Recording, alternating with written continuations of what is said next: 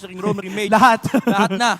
I mean, tatlong role lang naman. Oo nga. Pero yung, again, yung constant change, no, yung sinasabi ni Chantel, mahirap yun kasi kailangan pag nag-show up ka sa stage, yung mastery talaga ng role yung kailangan mo i-flex. And dito, alam na alam niya yung role niya sa Yeah. game. I also love yung kanyang item choices dito. Instead of going for the usual parang heavy burst damage, he went for the cooldown. Kasi alam nila, ang advantage nila nasa macro, hindi lang damage. Kasi may damage sila. They have the Harith, meron silang Bane, yung Edith damage output din yan. Yung Lolita nga, minsan, deceptively, nakaka-bad trip yung damage yan eh. So, hindi sila kulang ng damage. Ang kailangan lang nila dito is yung repositioning sa mapa. And yun yung naging dahilan din bakit sila nanalo dito sa game na to. TNC, they were finding a lot of good engages on the map. Nakakuha sila ng major objectives. Pero ang nagbago talaga sa itsura ng game is yung mga TP na nanggaling mula kay Haji. Specifically this one, na inakala ng TNC hindi itutuloy na blacklist. Oo, siguro akala nila para mag-aantay muna ng another objective. Pero yun yung sinasabi natin naman for Blacklist International with the leadership of Haji na rin na ito yung part of taking risk.